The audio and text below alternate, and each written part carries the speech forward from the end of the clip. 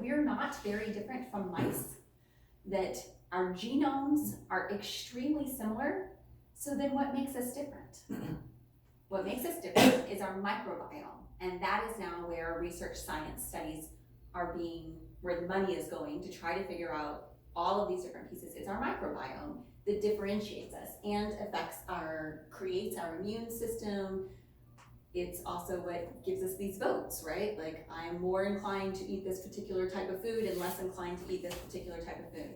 And the cool thing is that you can have a lot of control over that by choosing which little critters you feed and which you don't.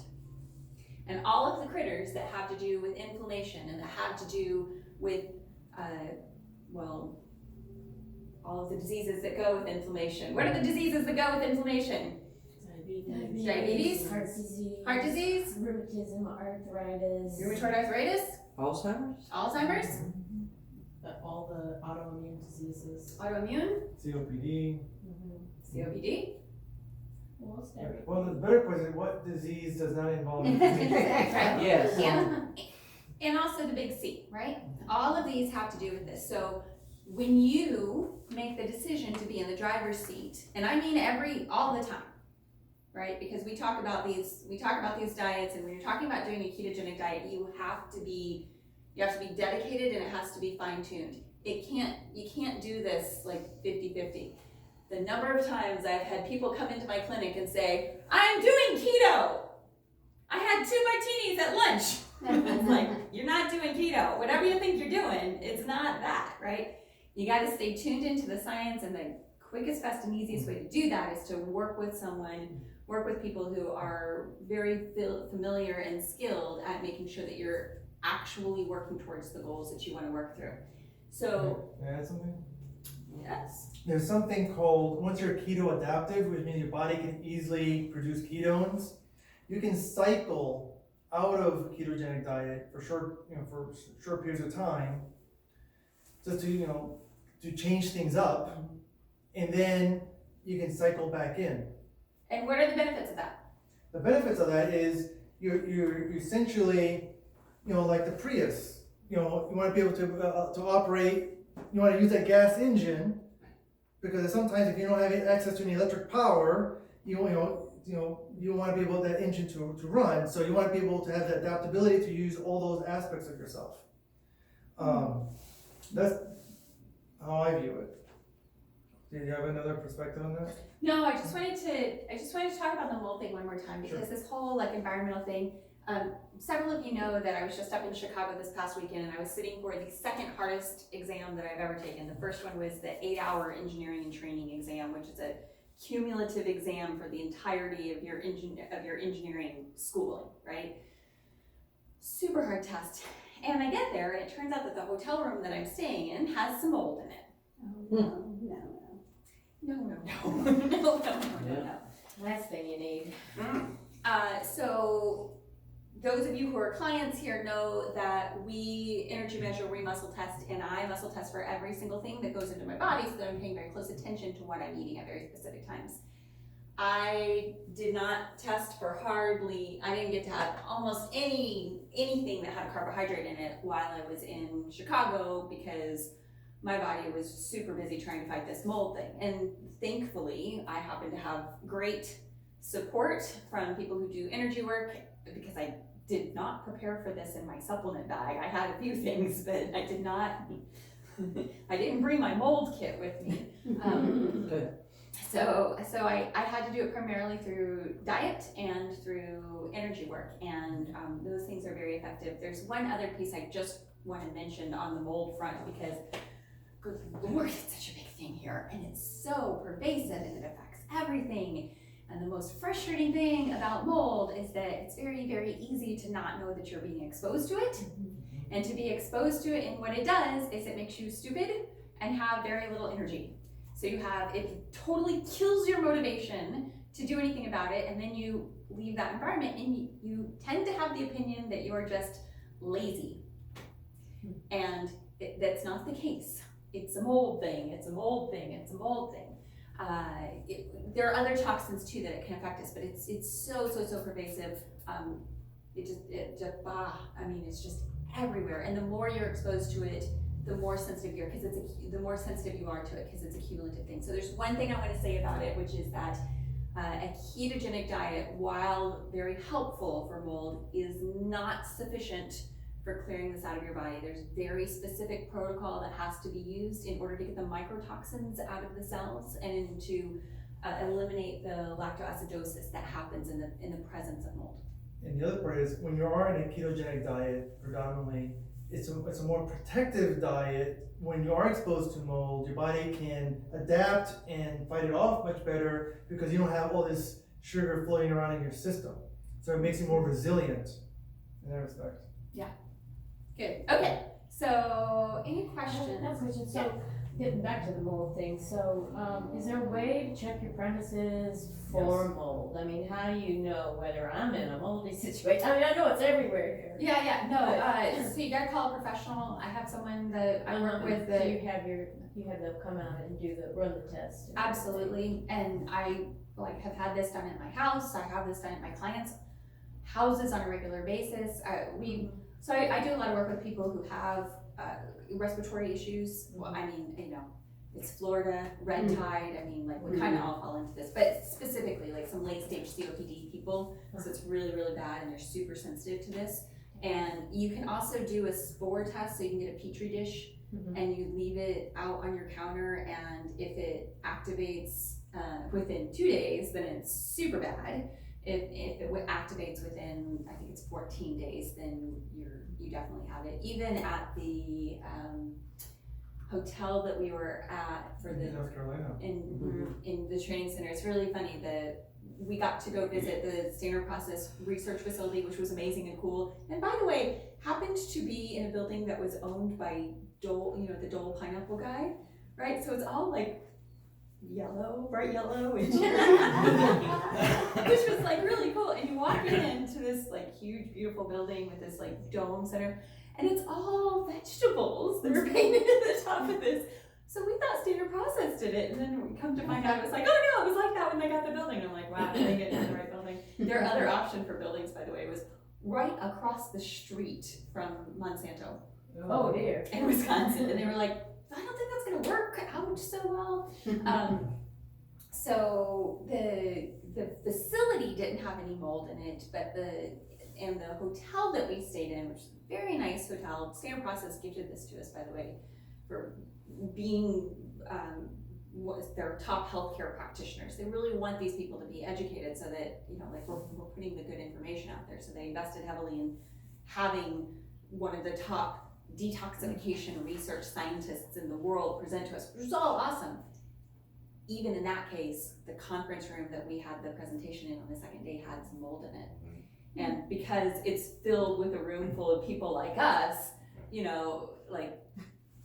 we hear a cough and a sniffle, and we're immediately in diagnostic mode, and we immediately figure out there's mold, and we're immediately all taking our stuff and doing our things, and I've got SRC up, so I'm running everybody in the room on all the energy stuff. We're all doing our stuff, but you want to have the petri dish is a quick, simple way to do one. But if you have any suspicion, or if you just live in Florida, I'd highly recommend. It's very inexpensive to have your ducts cleaned of mold. I mean, it's incredibly inexpensive if you go directly to the person. If you go through the HVAC companies, then they mark it up 10 times. Sure. If you go directly, so I'll be happy to share that information with you for those of you who want it. So the Home Depot mold kit test is not going to do a good job? I don't know what this is. That the petri dish? I think so. Yeah. Go for it. Okay. The thing is, do you have to put it in different parts of your house though? Yes. Yeah, you have to put one in each room probably. Yeah, well, at least different parts of the house. Just be aware that with mold tests, they test for 20, and there's 20,000 different kinds of mold. So if you feel like you're having symptoms, and a clogged up nose. A clogged up nose is one. The biggest one, honestly, is fatigue. By the way, sunshine is a really important key component to combating mold. I mean, think about it, right? Where do you see mold? Where's in mold? The dark. In the dark. Yeah. So In the dark, where? Yeah. Moist bathrooms. Yes, moist bathrooms. Where do you see it in nature? In forests, on the Shady. floor, in the shade, Sides of trees. yeah, In shady sides of trees. And what does it do to trees? eats them up, Yeah, it makes them fall over. What do you Yeah. think happens to you? you follow. That's basically what happens. Like, right? You think about it. Like, we just get tired and done and tired and done, and then we're done, right? So yes, it is very important to test for these things. And if it's not showing up on the Petri dish and you're feeling weird, then there's a Yeah, whole lot of fatigue, things yeah. here. But I mean, honestly, I get almost no sinus symptoms Mhm. at all. I get like, it might even be like a little dry or maybe nothing. Mhm. I'll tell you what does happen with me. My right knee will ache a little bit. That testy right knee. Okay, Can I ask you, dairy is probably awful for people with COPD, right? so do you have a loved one with COPD? Well, a friend, Okay, very bad. I mean, she coughs uncontrollably a lot. here is the thing about COPD, which is a tricksy bit. The most accurate answer to your question is yes, because it's a mucilaginous agent. But here's the thing about COPD. People with COPD, their circulatory systems have to work like 5 times harder just to make it through. So they're running through like 5 times as many calories as you are just sitting there. Whoa. So they're like breathing for them is burning a lot of calories. Wow. And so they tend to be drawn towards higher calorie foods. Yeah. Because they're just trying, right? Usually people with COPD you'll start seeing the weight loss and really hard for them to keep weight on. So if that hasn't happened yet, it's coming up. She's very overweight. Then Probably 50 pounds. then it's coming up. That's next in her future. Wow. So it's a delicate thing, you know, for a lay person to advise on. It's really something that they need to be guided through, because to do it wrong may well rob them of the nutrients that they need to get through it. Mhm. And it's not, you're right, it's not ideal, there's better ways to do it, but sometimes it's like, good Lord, I just need to get through the day, Mhm. kind of thing. I gotta have enough energy to go to the kitchen. So along those lines, if somebody has a severe disorder, or it's kind of like you've already been diagnosed with COPD or something, it's already at the stage where you're at diagnosis kind of thing. So it's had some time to root. With a ketogenic diet, if you think, okay, well that helps with getting rid of inflammation, that helps with, reversing these, starting to clear those toxins and reverse these things. Clearly the recommendation is working with somebody to do that, but how important is it for somebody who already is in the thick of something to work, like if they try to do the ketogenic diet on their own, what things could happen that would go awry? Well, I can answer that. You have to baby step them into it, because if they have whatever their chronic condition is, there are certain parts of the body aren't working right. The pancreas isn't working right, their liver isn't working right, their gallbladder lactate, the kidneys aren't working right, the respiration, so their detoxification mechanisms aren't working. So you have to kind of start getting those things moving in the right direction, and you baby step adjusting their diet along the way as things improve. Because to do a 180 on someone, it's just gonna be traumatic to their system more often than not, because It's kind of like deciding to do a marathon and to start your training with a 6-mile run when you haven't done anything for it. Like, obviously that's a bad idea. Any number of things can go wrong, and will, unless you're just a rare person. There are a number of pitfalls. The number one pitfall that I see is people thinking that they're doing keto and not. can I add to that? One thing I didn't mention is the measuring devices to determine whether or not you're in a ketogenic state. Most people start off with little pH strips where you test your urine. Yeah. But that only works for the first 3 months or so, maybe a little longer for some people, when you're already in a ketogenic state. At some point, your body will adapt and it doesn't release the ketones that much because it's using it now. But when you go into a transition, you will excrete a lot of it through your urine. Your body quite hasn't figured out yet what's going on. So you have to use other measurements. So there are some breath devices that measures the acetone in your breath. Okay, and then there's some blood measuring devices that can measure the ketone and the glucose in your blood. And those are the main forms of measurement. And if you're gonna, most everybody needs something like that in the beginning. Once you kind of know the feeling of what it's like when you're in ketogenic and when you're not, you really don't have to do the device because you know when your body's there. The measurement at that level I found is really important when you're really tweaking the macros. You know, if you hit a plateau and you're not achieving, if you're trying to lose weight loss, you know, by going to those more intense levels of measurement and tracking, that's when you have more skill in changing your macros to take you to the next level. Exactly. And a lot of people that they go on it and then they say nothing's happening, you know, I'm failing, nothing's happening. It's because they need to do what you do, hopefully in a more scientific methodology, to tweak those macros and get themselves to figure out exactly what will keep them going in the process. Speaking of scientific, so one of the things that, as we've talked about, that needs to be done is to make sure that the body is responding, is in a healthy enough state and is ready to move to the next level. So we have an offer for you tonight, which is our favorite diagnostic tool to check out the health of your body. And it's oh, thank you, Kara. It is an instrument called the Heart Sound Recorder. The use of this instrument, we estimate we're now on our 13th major cardiovascular event that we have avoided with the use of this instrument. And by the way, I am one of those people that I was lucky enough to have this avoided. And so as our thank you for coming tonight, we are offering you the opportunity, so it's $100 to have this test done, but as our thank you for coming tonight, then we are offering that to you for $35. So if you're new to our clinic, or if you're a current client and you want to add this in, then we offer you the opportunity to do that for $35. And then the second thing is, we've talked a lot about the toxins tonight, both environmental and chemical. The statistics are, there are 80,000 chemicals in the US that are registered for use. There are 800 million pounds of herbicides used per year, and there are 167 industrial chemicals found in adults with no employment-related exposures. We're in 21st century America, people. We're exposed to all of this stuff all of the time.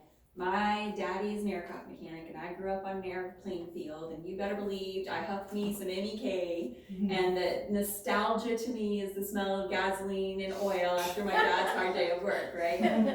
It's all around us, all of the time, and it's very important to go through the process of, just like you change the oil in your car, to go through a detoxification program regularly. So the other thing that you'll see on there is an offer to participate in our January 6th Purification Challenge, which is something that I do this twice a year and have for many years, in part because it was it'll be a story for another time about how momentous that first detoxification program was for me, but you are also welcome to participate in that if you are a current client. The reason you have to be a current client is because, like we've been talking about, got to check out the health of the body to see if you're ready to do something as significant as this detoxification program. And of course, we just studied with one of the nation's leading scientists on the detoxification program, and we can talk to you at length about the necessity for all of the appropriate cofactors.